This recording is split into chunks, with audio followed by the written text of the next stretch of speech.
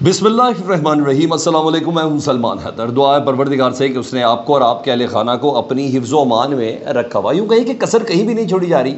Mandate चोरी अपनी जगह, और मैं बल्ले शल्ले के निशान से ज़रा आगे आ जाऊँ, पार्टी के तर्जुमान पर कातलाना हमला अपनी जगह, सेक्रेटेरिएट जो है किसी भी पार्टी का, उसको बिल्डोज़ करके उसको सील कर देना, वो अपनी जगह। लेकिन गेम मज़ीद डर्टी पे डर्टी होती जा रही है। अब ख़ुद कर रहे हैं, इशारों का नाम में हो रही है, दबाव प्रेशर में हो रही है। डेफिनेटली मानी खेज़ तो है। बताया जा रहा है कि एक सहाफ़ी ने दरख्वास्त दी थी, हुकूमत को एक सहाफ़ी ने दरख्वास्त दी थी, और उस दरख्वास्त पर एक इंक्वायरी हुई, और कमिश्नर रावलपिंडी की सरबराही में ये इंक्वायरी हुई।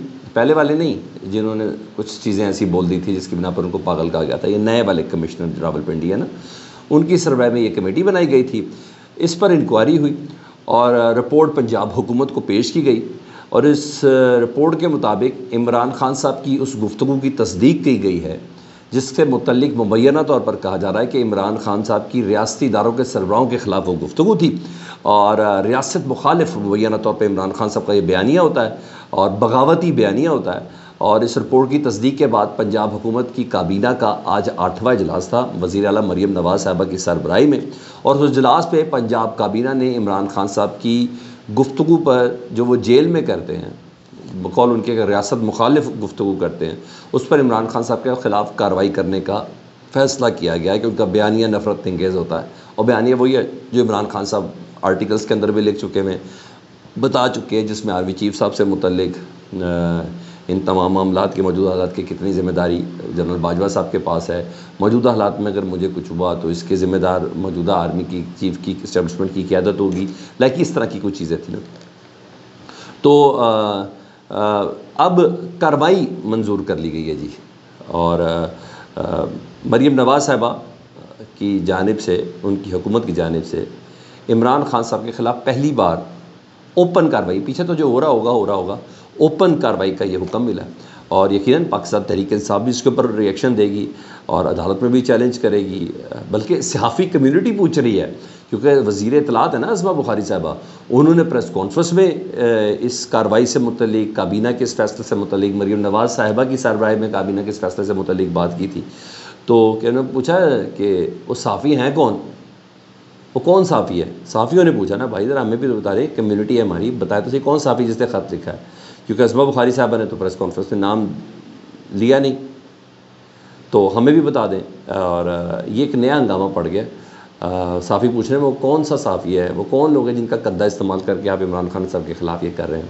अच्छा, इमरान खान साहब की तकरीरें अपनी जगह पे, वो जलसों के अंदर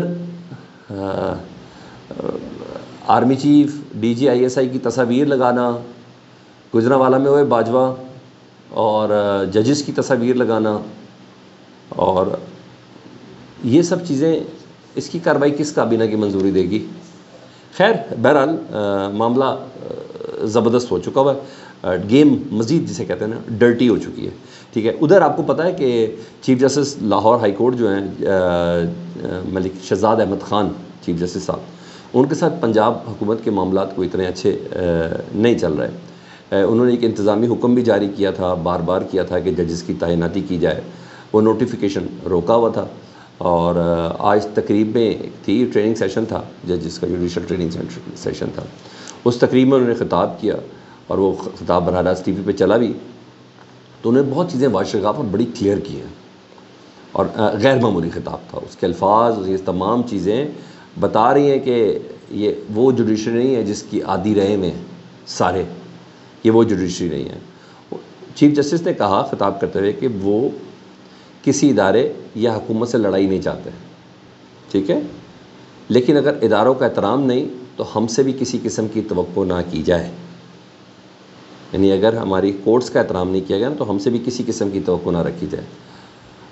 अदल करना बड़ी ज़िम्मेदारी है, ख़िताब करते हुए उन्होंने कहा ये बड़ी ज़िम्मेदारी का काम है, जजेस बग़ैर खौफ के काम करें, किसी प्रेशर में नहीं आना, किसी बार किसी इदारे और हुकूमत से लड़ाई हम नहीं चाहते, लेकिन ताली दोनों हाथों से बजती है, और एहतराम उस वक्त तक है जब तक अदालतों का एहतराम किया जाएगा, वरना हमसे भी एहतराम की तवक्को ना रखी जाए।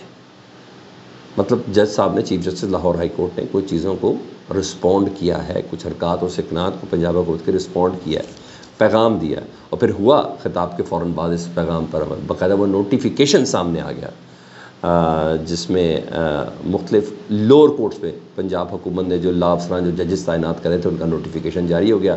6 ججز ہیں جن کی وجہ سے بہت سی سماعتیں رکی ہوئی تھیں، اور اسپیشلی پی ٹی آئی کے جو اراکین تھے جن کے ٹرائل نہیں ہو رہے تھے، مسلسل ان کو تاریخیں مل رہی تھیں، وہ بھی تھے، کافی زیادہ اس کے اندر شامل تھے. بہرحال پورے پنجاب کا یہ حال ہے.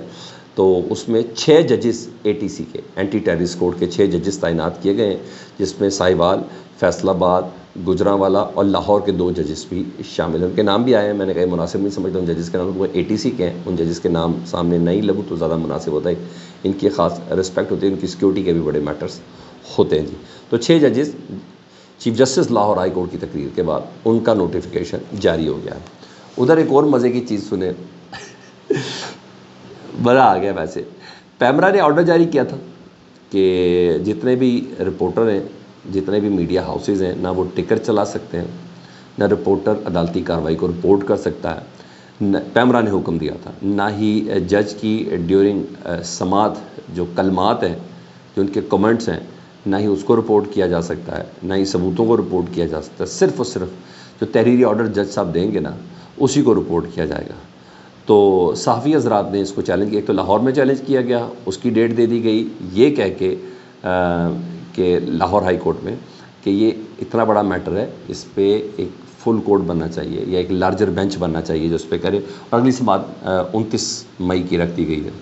لیکن اسلام آباد ہائی کورٹ میں بھی چیلنج ہوا تھا.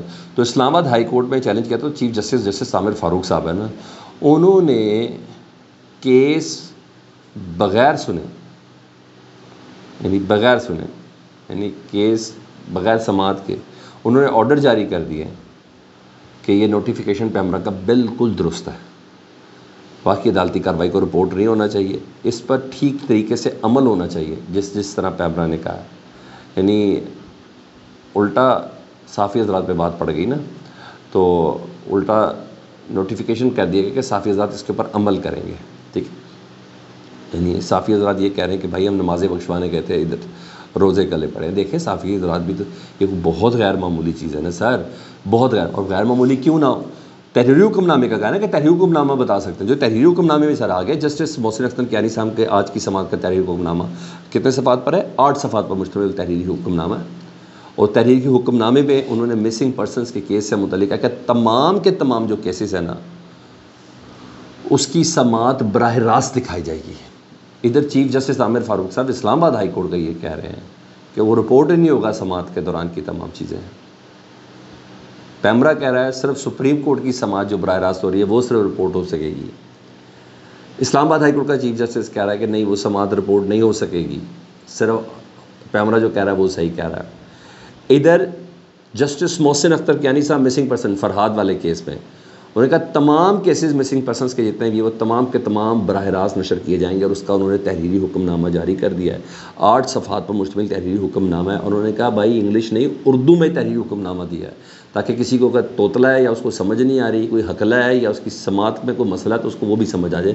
اس لیے اردو میں حکم نامہ جسٹس محسن اختر کیانی صاحب نے جاری کیا ہے. اور 29 مئی کو وزیر قانون اعظم نصیر تارڑ صاحب کو طلب کر لیا عدالت میں، یہ اسلام آباد ہائی کورٹ پیش ہوں گے. ٹھیک ہے جی، سیکرٹری دفاع پیش ہوں گے، سیکرٹری داخلہ پیش ہوں گے، sector commander ISI brigadier rank کے، سیکٹر کمانڈر MI بھی ہوں گے شاید، ان کو MI، ڈائریکٹر IB، ان سب کو 29 مئی کو طلب کر لیا. سر یہ پوزیشن ہے. آپ کا کیا خیال ہے؟ فیڈ بیک میں آگاہ کریں، اپنا بہت خیال رکھیں. اللہم صلی علی محمد و آل محمد.